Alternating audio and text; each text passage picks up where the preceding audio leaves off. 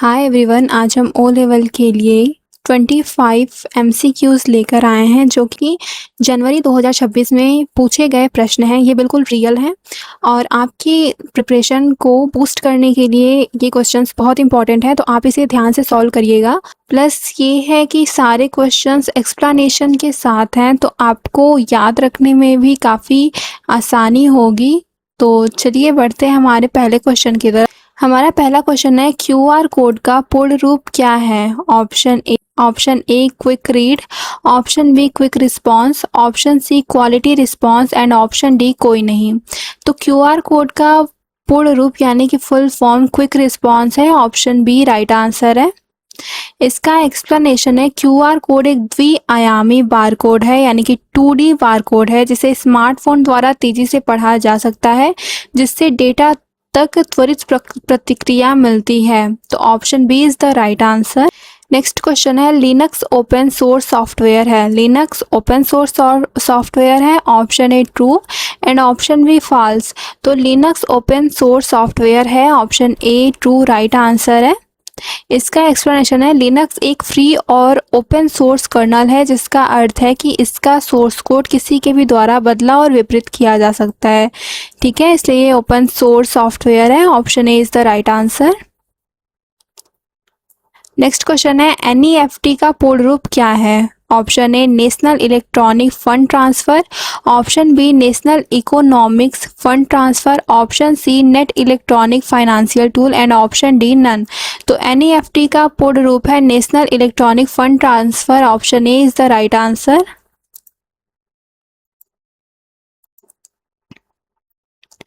इसका एक्सप्लेनेशन है, एनईएफटी भारत में बैंक खातों के बीच धन स्थानांतरित करने के लिए एक राष्ट्रव्यापी भुगतान प्रणाली है जो बैचों में काम करती है।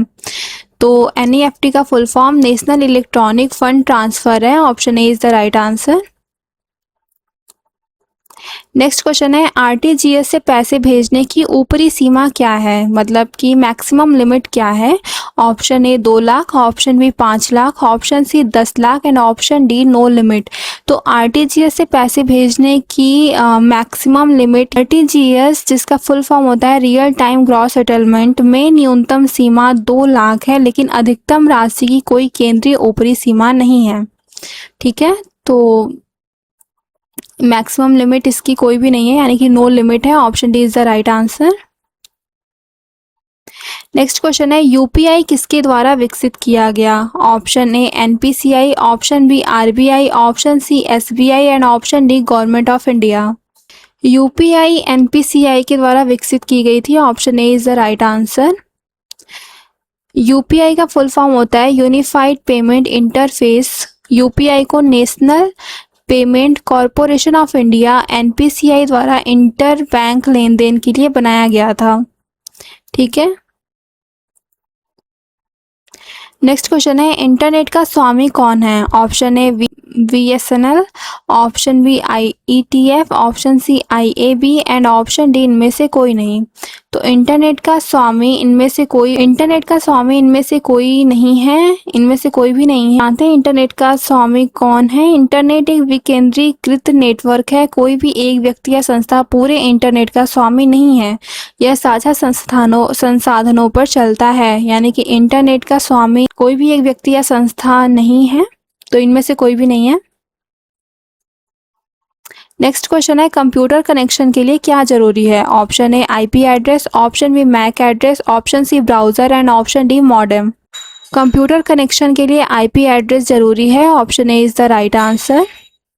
इंटरनेट पर संचार करने के लिए प्रत्येक डिवाइस को एक अद्वितीय आईपी इंटरनेट प्रोटोकॉल पते की आवश्यकता होती है, इसलिए आईपी एड्रेस ज़रूरी होता है कंप्यूटर कनेक्शन के लिए।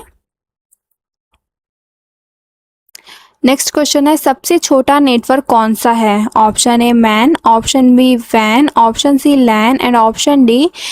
सबसे छोटा नेटवर्क पैन होता है। ऑप्शन डी राइट आंसर है। पैन का फुल फॉर्म होता है पर्सनल एरिया नेटवर्क। ये एक व्यक्ति के करीब के उपकरणों जैसे ब्लूटूथ, हेडफोन और फोन के लिए सबसे छोटा नेटवर्क है। तो option D is the right answer. Next question है हार्ड डिस्क किस प्रकार की स्टोरेज है? Option A primary, option B secondary, option C temporary and cache.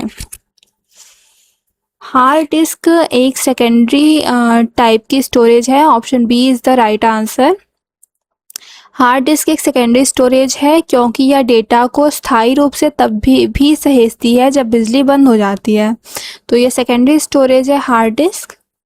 Next question है यूआरएल का पूर्ण रूप क्या है? Option A uniform resource locator, option B universal resource locator, option C unified reading list and option D none. URL का पूर्ण रूप uniform resource locator होता है। Option A is the right answer. URL internet पर किसी विशिष्ट संसाधन जैसे वेब पेज का पता होता है, यानी यूआरएल इंटरनेट पर किसी विशिष्ट संसाधन का पता होता है। जैसे कि जब भी हम गूगल पे कुछ सर्च करते हैं तो उसकी लिंक इस तरीके से होती है। तो HTTPS प्रोटोकॉल होता है blog.com, ये डोमेन नेम होता है। फिर यहाँ पे पोर्ट नंबर आता है, फिर यहाँ पाथ आता है, उसके बाद फिर क्वेरी होती है, उसके बाद पैरामीटर्स होती है एंड उसके बाद फ्रेगमेंट्स होते हैं। ठीक है, तो यूआरएल, ठीक है, तो ये यूआरएल का स्ट्रक्चर है, तो ये किसी भी विशिष्ट संसाधन का पता होता है। Option A is the right answer. Next question है बूटिंग के समय कौन सी फाइल पढ़ी जाती है? Option A system file, option B command.com, option C config.sys and option D all of this. तो बूटिंग के समय ये सारी फाइलें पढ़ी जाती है। Option D is the right answer. इसका एक्सप्लेनेशन है जब कंप्यूटर शुरू होता है तो ऑपरेटिंग सिस्टम को लोड करने के लिए कमांड और कॉन्फ़िगरेशन फाइलों की आवश्यकता होती है। नेक्स्ट क्वेश्चन है कंट्रोल प्लस इंटर का उपयोग क्या है? Option A page break, option B line break, option C save document. तो कंट्रोल प्लस इंटर का उपयोग पेज ब्रेक करने के लिए होता है। Option A is the right answer. का एक्सप्लेनेशन देखें तो MS वर्ड में कंट्रोल प्लस इंटर दबाने से कर्सर तुरंत अगले पेज की शुरुआत में चला जाता है, तो control plus enter page break के लिए होता है। नेक्स्ट क्वेश्चन है एक्सेल में सेल कॉपी करने के लिए कौन सा शॉर्टकट की है? Option A control plus C, option B control plus V, option C control plus X. तो एक्सेल में सेल कॉपी करने के लिए कंट्रोल प्लस सी का यूज करते हैं। Option A is the right answer. अधिकांश सॉफ्टवेयर में चयनित आइटम को यानी कि सेलेक्टेड आइटम को क्लिपबोर्ड पर कॉपी करने के लिए कंट्रोल प्लस सी शॉर्टकट है। Option A is the right answer. में सम फंक्शन का क्या उपयोग है? Option A add numbers, option B multiply numbers, option C average number. तो कैल्क में सम फंक्शन का यूज नंबर्स को ऐड करने के लिए होता है। Option A is the right answer. Sum function का उपयोग स्प्रेडशीट, एक्सेल या कैल्क में कक्षों की एक श्रेणी के कुल योग की गणना करने के लिए किया जाता है। ठीक है, नेक्स्ट क्वेश्चन है इंस्टाग्राम का स्वामी कौन है? इंस्टाग्राम का स्वामी कौन है? Option A Facebook, option B Google, option C Twitter and option D Microsoft. तो इंस्टाग्राम का स्वामी फेसबुक मेटा है। Option A is the right answer.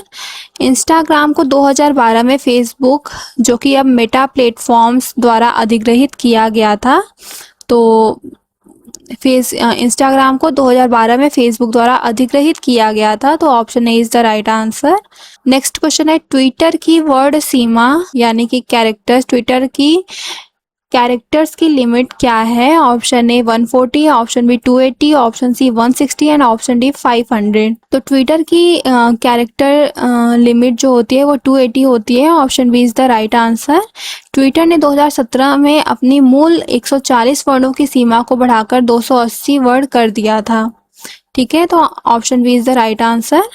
Next question है डिजी लॉकर सत्यापन के लिए क्या आवश्यक है? Option A PAN card, option B Aadhaar card, option C voter ID. तो डिजी लॉकर सत्यापन के लिए आधार कार्ड आवश्यक होता है। Option B is the right answer. DigiLocker खाता खोलने और दस्तावेजों को ई साइन करने के लिए आधार प्रमाणीकरण अनिवार्य है। नेक्स्ट क्वेश्चन है उमंग ऐप कब लॉन्च हुआ? Option A 2017, option B 2018, option C 2016। तो उमंग ऐप 2017 में लॉन्च हुआ था। Option A is the right answer. Umang, जिसका फुल फॉर्म होता है unified mobile application for new age governance, को नवंबर 2017 में लॉन्च किया गया था। ये आप याद रखेंगे। नेक्स्ट क्वेश्चन है क्रेडिट कार्ड किसने विकसित किया? Option A John Biggins, option B Steve Jobs, option C Bill Gates. तो क्रेडिट कार्ड को जॉन बिगिंस ने विकसित किया था। Option A is the right answer.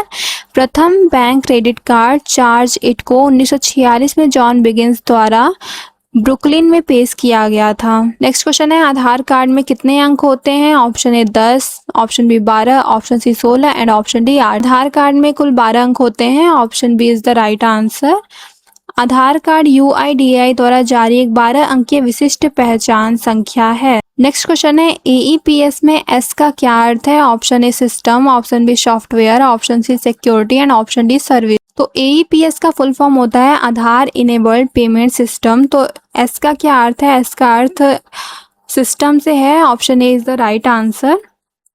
AEPS का पूर्ण रूप आधार इनेबल्ड पेमेंट सिस्टम है जो बायोमेट्रिक्स का उपयोग करके बैंकिंग लेन देन की अनुमति देता है। नेक्स्ट क्वेश्चन है, ABPS का पूर्ण रूप क्या है? ऑप्शन ए आधार ब्रिज पेमेंट सिस्टम या ऑप्शन बी आधार बैंकिंग पेमेंट सिस्टम। तो ABPS का पूर्ण रूप आधार ब्रिज पेमेंट सिस्टम होता है। Option A is the right answer. ABPS सरकार को आधार संख्या का उपयोग करके सीधे बैंक खातों में सब्सिडी भेजने में मदद करता है। नेक्स्ट क्वेश्चन है, IMPS का पूर्ण रूप क्या है? ऑप्शन ए immediate payment system, option B immediate money payment system. IMPS का पूर्ण रूप क्या है? Immediate payment system, immediate money payment system. तो IMPS का पूर्ण रूप इमीडिएट पेमेंट सिस्टम होता है। Option A is the right answer. IMPS एक वास्तविक समय रियल टाइम की इलेक्ट्रॉनिक फंड ट्रांसफर सेवा है जो 24/7 उपलब्ध है। ठीक है। नेक्स्ट क्वेश्चन है, OTR सामान्यतः कितने अंकों का होता है? Option A 4, option B 6, option C 8 and option D 10। OTR सामान्यतः 6 अंकों का होता है। Option B is the right answer. इसका एक्सप्लेनेशन देखें तो सुरक्षा कारणों से बैंकिंग और ऑनलाइन खातों के लिए 6 अंकी वन टाइम पासवर्ड का सबसे अधिक उपयोग किया जाता है।